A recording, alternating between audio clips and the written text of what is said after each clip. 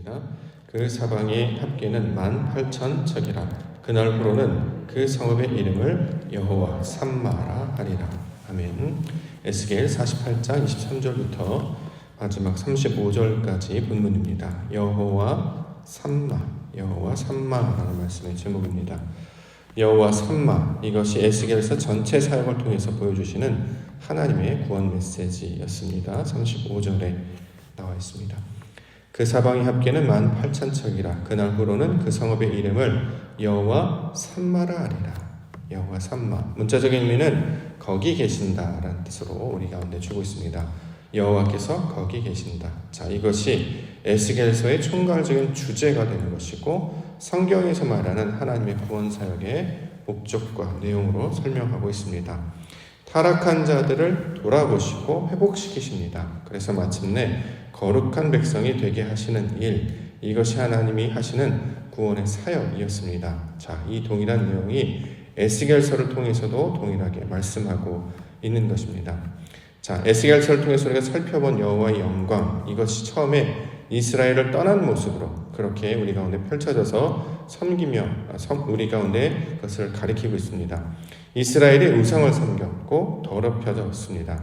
그런데 하나님께서 떠났던 하나님의 영광이 다시 이스라엘을 찾아오셔서 그들을 새롭게 하시고 그를 거룩하게 하시고 그들에게 약속하셔서 성전에 거하시겠다 말씀하셨습니다. 그래서 다시는 백성을 떠나지 않으시겠다 이렇게 말씀하신 것입니다. 에스겔서 43장 7절에 보면 그가 내게 이르시되 인자야 이는 내 보좌에 쳐서 내 발을 두는 처소 내가 이스라엘 족속 가운데 영원히 있을 것이라. 이스라엘 족속 곧 그들과 그들의 왕들이 음행하며 그 죽은 왕들의 시체로 다시는 내 거룩한 이름을 더럽히지 아니하리라. 이렇게 약속을 해주셨고 마침내 이스라엘 족속 가운데 영원히 있을 곳 그곳에 계시게 하겠다라는 결론이 여호와 삼마의 내용으로 우리 가운데 가르쳐주고 있는 것입니다. 그래서 40장 이후부터는 성전을 말씀하셨고 또 성소를 말씀하셨고 제사장, 땅 이런 이야기를 하시면서 마침내 그 결론이 여호와께서 함께 하시기 위하여 여호와께서 함께 하신다라는 말씀으로 최종 주제를 설명하고 있는 것입니다.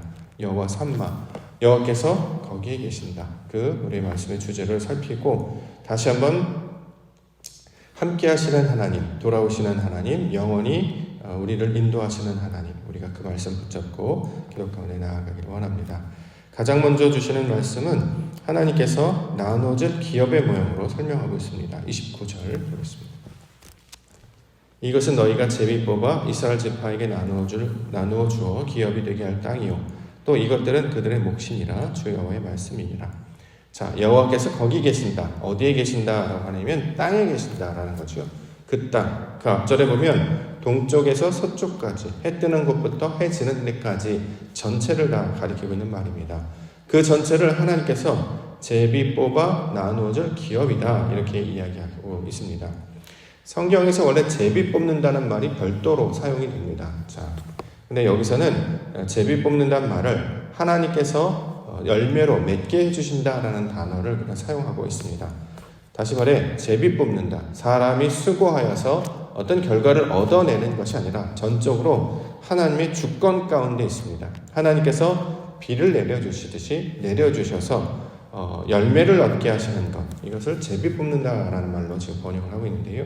원어적인 내용을 살펴보면 기업이라는 말로 우리가 이해할 수 있습니다. 여기에 보면 기업이 되게 할 땅이다 이렇게 얘기하는데 여기서 말하는 기업, 상속, 유산, 재산 등을 가리키고 있는 말이죠.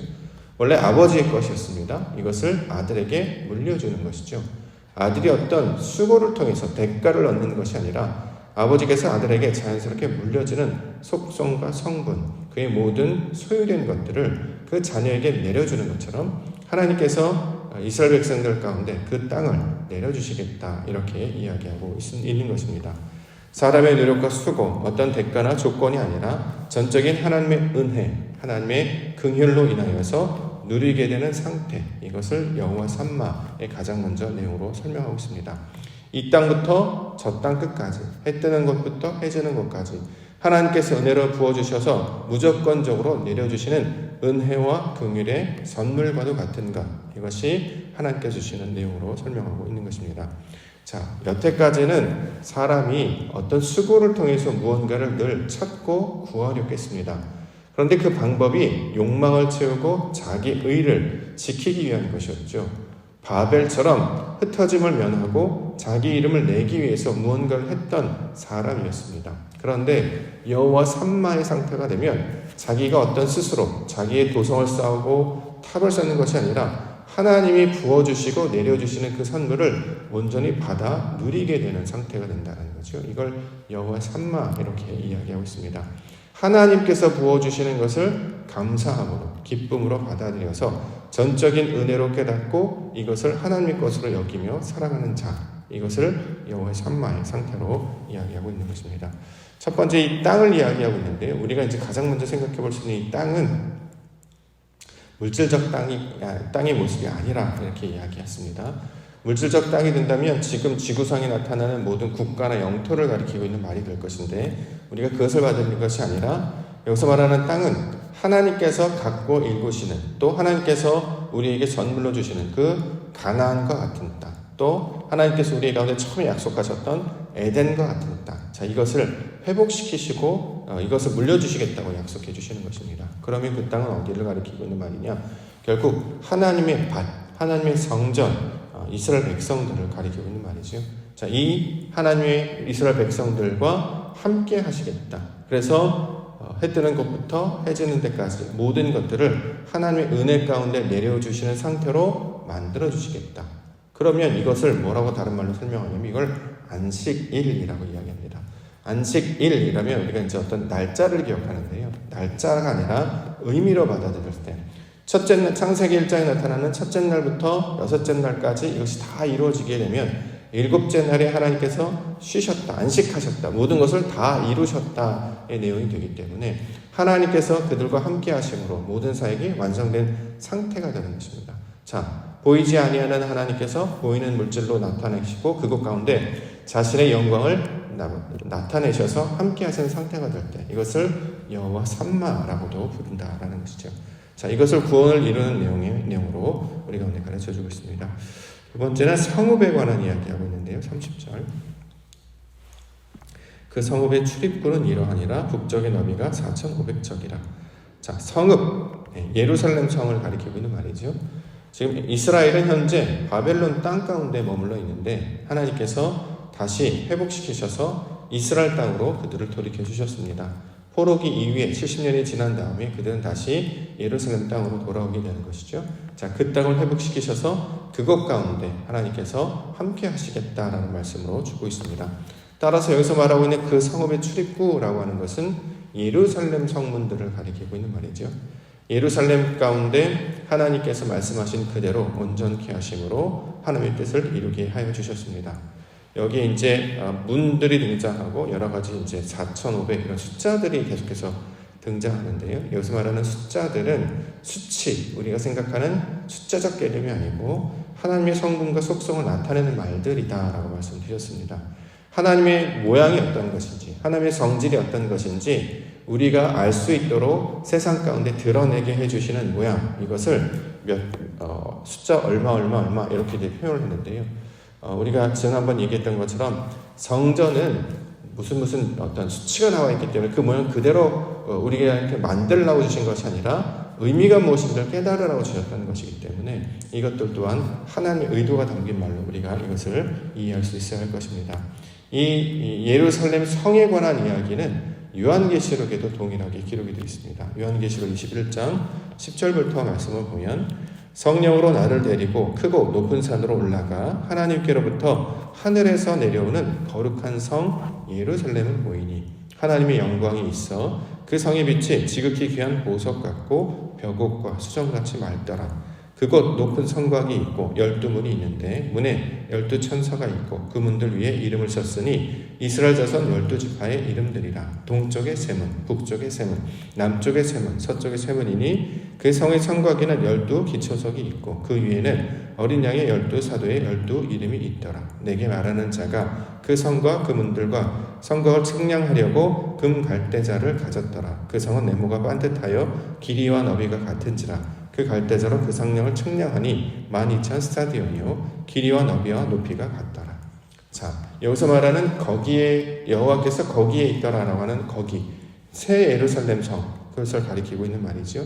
자, 이 모양을 요한계시록에도 동일하게 이야기하고 있습니다. 첫 번째 예루살렘 성은 무너졌습니다. 우리가 보이는 눈에 보이는 그 성은 무너졌습니다. 자, 우리 가운데 육체로 찾아오셔서 하나님의 뜻을 나타내 주시는 살아있는 성전, 말씀하시는 성전 누굴까요? 예수님이시죠. 예수님께서 말씀하신 성전으로 우리 가운데 주셨어요. 자, 우리 가운데 찾아오신 예수님을 통해서 하나님께서 우리와 함께 하시는 것이 어떤 것인지를 보여주셨습니다. 그래서 그를 가리켜서 임마누엘, 우리와 함께 하신다. 여호와 삼마 이렇게 부르고 있는 것이죠. 자, 뿐만 아니라 여기서 더 나아가서 궁극적으로 말하고 있는 여호와 삼마라고 하는 것은 우리와 함께 하시는 하나님, 다시 말해 여기서 말하는 거기라고 하는 것은 성전을 가리키고 있는 말인데 그 성전은 우리 마음을 가리키는 말이다. 마음의 중심을 가리키는 말이다. 우리가 이렇게 말씀을 받았습니다. 누가복음 17장 21절을 보면 또 여기 있다 저기 있다고도 못하리니 하나님의 나라는 너희 안에 있느니라 이렇게 말씀하고 있기 때문입니다. 너희가 성전인 것과 너희가 하나님의 밭인 것과 이런 말씀을 통해 예수님께서는 우리가 성전이 된다라고 하시고 궁극적으로 함께 하시기를 원하는 거기가 어디냐면 바로 우리의 심령이 된다는 거죠. 이스라엘에 있는 저 중동에 있는 저 땅도 아니고 죽어서 가는 저 극락세계도 아닙니다. 나중에 언제 미래 언제 그게 아니라 지금 현재 우리 마음 안가운데 찾아 들어오셔서 우리와 함께 하시길 원하시는 분이 바로 하나님이신데요.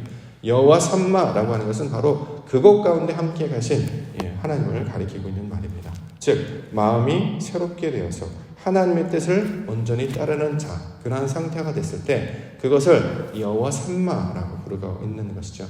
전제적으로 우리 문 밖에 계시는 분이 아니라 바로 우리 안에 계시는 하나님을 가리키고 있는 말입니다. 그러면 여호와 삼마는 어떤 모양으로 찾아오시냐면 성령으로 우리 가운데 들어오신다는 거죠. 자, 두 번째 성전이었던 예수 그리스도께서 십자가에 달려 죽으셨습니다. 그래서 세 번째 성전으로 우리 가운데 찾아오시죠. 그 성전이 무엇이냐면 바로 성령 하나님을 가리키고 있는 말이고 이것을 그리스도 이렇게 부르고 있는 것이죠. 그래서 그리스도께서 우리 안에 내주하심으로 부활하신 예수님께서 제자들 가운데 함께 하셨다 이렇게 말씀을 통해서 그들의 중심 가운데 함께 하십니다. 그래서 이전에는 능력이 없고 말씀이 없어서 여전히 자신의 욕망과 방법으로 하나님의 말씀을 이해하고 받았던 그들이 아버지의 뜻을 따라서 아버지의 마음을 따라서 그 마음을 품었기 때문에 말씀을 주신 것을 다 하나님의 뜻으로 받기 시작하기 때문에 하나님이 원하시는 하나님의 크신 일들을 말하는 자들로 바뀌게 되는 것입니다. 그래서 이것을 사도행전에서는 오순절 사건 이후에 하나님 나라의 큰 일을 말하는 것으로 그렇게 설명하고 있죠. 자녀들이 예언합니다. 여기서 말하는 자녀들은 우리를 가리키고 있는 말이죠. 하나님의 자녀들은 예언, 하나님의 말씀, 아버지의 말을 하는 것이고 청년들이 환상을 봅니다. 청년들도 우리를 가리키고 있는 말이죠. 말씀을 받아 자라가게 되면 이것은 이제 청년이라고 이야기하기 때문에 그들이 꿈을 꾼다 이렇게 얘기하는데 환상을 본다 이렇게 얘기하는데 거기서 말하는 환상이 새 예루살렘성 하나님께서 말씀하시는 계시를 믿음의 영으로 진리의 영으로 보기 시작하기 때문에 이걸 환상을 보는 것으로 설명합니다. 환상은 이렇게 어떤 비전이라고 보통 이야기하는 우리가 생각하는 어떤 소망, 어떻게 생각한 미래에 대한 어떤 야망, 품은 뜻 이것이 아니라 하나님 나라를 가리키고 있는 말이죠. 이 땅을 살아가는 백성들이 하나님 나라 백성으로 살아가서 그의 영광을 소망하고 그것을 꿈꾸게 될 때 이걸 비전, 하나님 나라를 말할 때 이걸 비전, 환상 이렇게 얘기하고 노인들은 꿈을 꿀 것이다. 성경에서 말하는 노인은 나이가 많은 사람이 아니라 지혜를 얻은 사람을 가리키고 있는 말이죠. 하나님의 말씀을 온전히 깨달아서 하나님의 뜻이 무엇인지를 아는 자가 될 때 이걸 노인이라고 이야기하고 우리말로는 장로라는 말로 번역을 합니다. 자, 뜻을 온전히 알게 되어서 하나님의 뜻, 하늘의 뜻이 무엇인지를 알게 되니까요. 그가 소망이 없었던 자였지 않습니까? 원래는 꿈이라고 하는 건 소망에 관한다는 이야기였기 때문에 미래에 무엇을 해야 될지, 앞으로 다가올 일이 무엇인지 아무것도 예상할 수도 없고 판단할 수도 없고 깨닫지도 못했는데 하나님이 주신 지혜와 능력으로 말미암아 아버지의 것들을 말할 수 있게 되므로 새로운 소망과 약속을 얻게 되는 자로 살아가게 된다는 거죠. 그래서 그때부터는 이 세상 백성으로 살아가지 아니하고 하나님 나라 백성으로 살게 되는 것입니다. 그래서 그 다음에 이제 다니엘이 나오게 되는데요. 세상의 모든 나라들은 계속 바뀌게 되죠. 그런데 변함없는 나라, 하나님 나라 이것을 이야기하고 있고 다니엘은 그 하나님 나라의 백성으로 살아가기 때문에 여러 이방 왕들이 바뀜에도 불구하고 그는 계속 하나님께서 주시는 그 말씀을 따라 선포하고 살아가는 모습들로 우리 가운데 말씀하고 있는 것입니다. 왜 그렇게 되느냐? 우리의 심령이, 그 마음의 중심이 다니엘의 표현에 의하면 뜻을 하나님께 두었기 때문에, 하나님께서 우리 마음을 주장하시기 때문에, 진리가 우리를 이끌어가시기 때문에 바로 하나님의 거룩한 백성으로 살아가게 된다라는 것이죠. 자, 이것이 신앙의 궁극적인 목적이었고 에스겔 선지자를 통해 주시는 하나님의 사역의 궁극적인 목적이었습니다. 우리의 신앙도 마찬가지가 되어야 할 것입니다. 우리의 마음과 심령이 하나님의 것들로 바뀌게 되는 거죠. 왜냐하면 모든 시작과 동기가 거기로부터 출발하기 때문입니다. 원래 흑암과 공허와 혼돈과 어둠이 가득했던 그 심령 깊은 곳 가운데 빛을 주셔서 드러나게 하시고 그 심령 깊은 저 바닥 가운데 그 수월과 같이 낭떠러지와 같은 그런 상황 가운데 주님께서 찾아오셔서 우리를 건져내시는 것이죠. 그래서 그 마음이 계속 밑으로 떨어지지 않냐고, 마음이 낙심이 되면 계속 밑으로 떨어지거든요. 무적행, 끝이 없는 갱도 같은 처럼 계속 마음이 추락하게 되는데 그것을 거기까지 따라가셔서 붙잡아내시고 일으켜 세워주심으로 산으로 올라가게 하시고 더 나아가 이 하나님께서 말씀하시는 거룩한 성전으로 우리를 세워주신다라는 것입니다. 그러면 우리가 더 이상 마음이 떨어지지 않고 낙심하지 않고 하늘을 우러러 바라보게 됩니다. 하나님의 나라를 소망하게 되고 꿈꾸게 되는 백성. 그래서 이 땅을 하나님이 주시는 모든 하나님의 피조물로 바라보게 되어서 아버지의 눈으로 생각하고 바라보고 느낌으로 말미암아 그 나라를 소망하는 백성들로 살아가게 된다는 거죠. 그래서 솔로몬의 결론처럼 창조주 하나님을 기억하여 우리에게 주신 것을 기뻐하고 감사하고 영광으로 찬양을 살아가는 인생이 될 때 이것을 하나님의 거룩한 백성이다라고 이야기하고 이걸 구원의 내용으로 가르쳐주고 있는 것입니다. 세상에 빼앗겼던 마음을 말씀으로 말미암아 회복되는 은혜가 있기를 원합니다. 우리의 마음이 나의 육신 가운데 내가 가지고 있던 어떤 배경, 조건, 어떤 옛것, 그 가운데 묶여 있었던 것들로부터 자유하여서 해방되어서 하나님이 주신 참된 위로와 안심을 받는 우리 믿음의 성도님들 되기를 원합니다. 여호와 삼마, 거기, 여기서 말하는 거기는 바로 우리 마음을 가리키고 있는 말이죠. 우리 마음 가운데 하나님께서 진리의 말씀으로 그리스도로 성령으로 함께해 주시는 줄 믿습니다. 그 성령과 동행하시므로 날마다 하나님의 기쁨을 누리시는 믿음의 성도님들과 교회가 되기를 주의 이름으로 축원합니다.